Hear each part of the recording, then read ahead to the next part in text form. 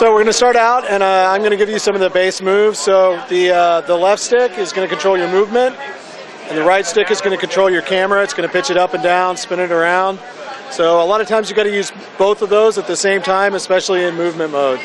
Your square button is going to be your basic attack. So if you press your square, just pull that camera out a little bit. There you go. And the way the attacks work is if you tap the attack, you can tap through a series of basic attacks.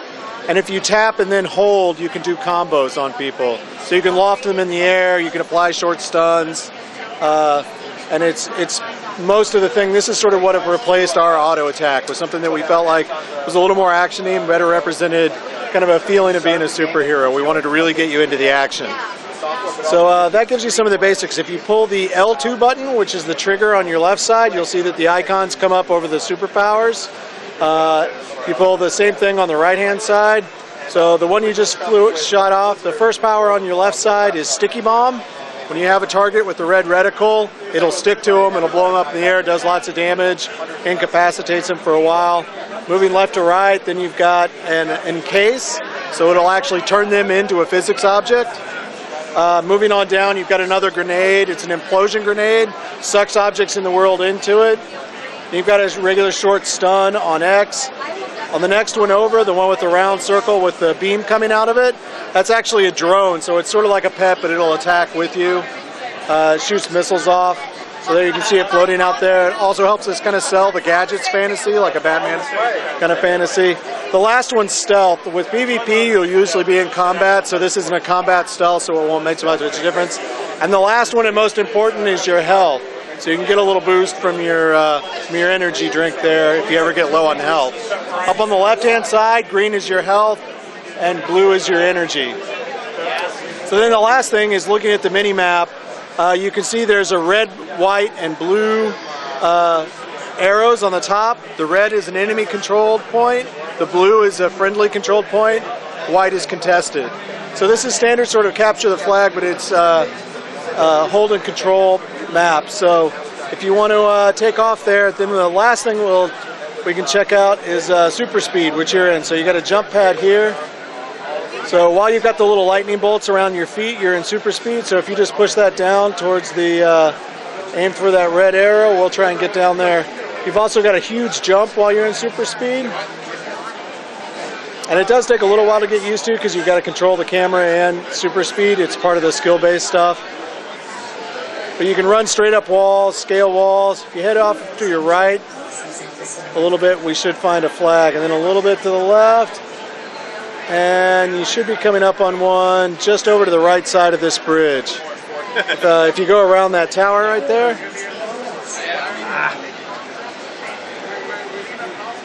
There you go. So you can just jump off that. And you probably want to turn your super speed off.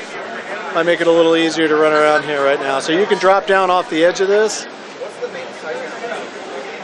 And right to your left, there's going to be an entry point. If you turn back around, let's see. If you turn around, you'll find the entry point to this this control map. You've got a villain over there. You can see the wing character over there, and I'm not sure, but I don't think they're on your side. So there you go. Right to your right is the flag should be, and it's closed right now. Let's try a different flag. So let's head straight ahead, and you just follow until you get to that white arrow, which is going to be straight down this ravine, straight across there. You can see a character up on a platform. That's the flag platform. So as you get up here, you'll see a red reticle. You can pull that L2 button and press square to fire the. So pull the trigger on your left-hand side. Try square, there you go. So they're actually knocked out now. So if you jump up on that platform, you and your buddy there can start taking control of that. So you might want to click your button again, and there you go, leave super speed. All right, so you guys captured that one. So you've got all of them, it looks like now. So one of the other things that you can do in our game, if you, let's see, why don't we head straight ahead? That's the ziggurat, which is one of the main areas. It also has a little bit of a gimmick to it.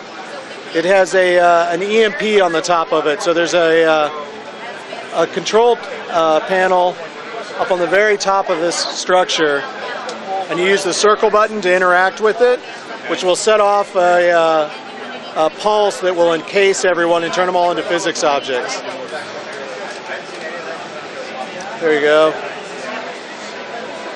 All right, you got the super speed on and off. So you guys already control this one. There's an enemy, so you can hammer on him. You can also try encasing him if you pull that same shoulder with the triangle. All right, now you can go over there and just give him a square, and you can probably knock him out of there. Your buddy's picked him up. So you can damage him while he's in there. He'll bounce around a bit.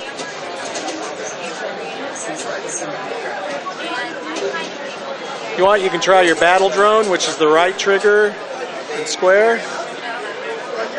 All right, so now he'll do some damage if anybody comes back in here. So the turrets also, if you run over to one of those turrets, when they have that little icon above them, you can interact with them. That'll actually turn them on your side. So you kind of get so if you hold circle down, once you get a little closer, there you go, hold circle. Once this bar finishes, he'll be on your side. So if a villain enters, it'll open fire on him. So also any of the physics objects, any of the barrels laying around in here. So you guys have the flag, so any of the barrels or containers in here over to your right, you can press circle and it'll pick one of those up.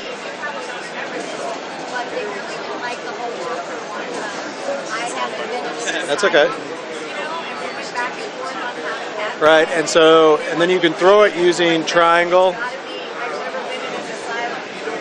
So you can take out guys with that. There's also barrels that have AoE effects and things like that in here. So you guys have lost 2 points now, but you still got control of this one. So I'd expect him here anytime. You can hang out and wait for him to get here, or we can take the fight to him.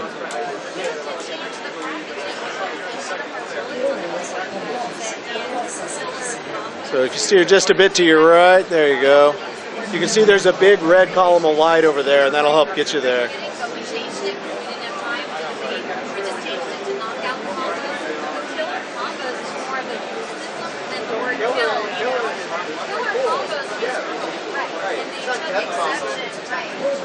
And we got 30 seconds, let's see. So if you drop down off that platform, there's somebody. You can try hitting him with that sticky bomb, which is the L2 and the square, and then I'll try and hit him right away with that encase, which is L2 and triangle. Other grenade will work, so you can see it's got a big knockback on it, it's got a stun on it. There you go, now circle will pick him up, or you can roll him with impulses and you can send him flying.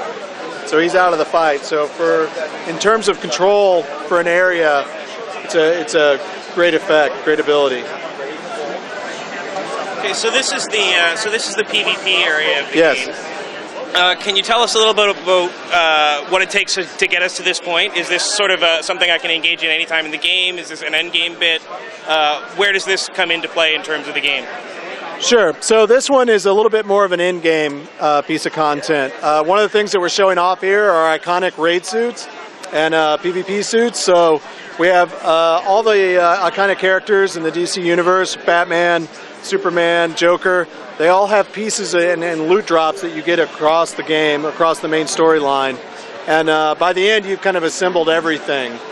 This one is actually a Lex Luthor suit. And so you grab this piece by piece before you assemble the final suit.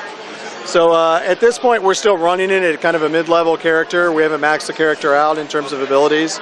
But this is typically a little bit more of an in-game piece of content. So would it be primarily PvE then coming up to this point? All the open world stuff can be either. If you flip the PvP flag, you're full PvP. You can fight anybody in the open world. If you're not, then you can, just like a normal MMO, you can be safe, to just enjoy the content and the storylines that we have set up. Perfect. Thanks a lot. All right, thanks.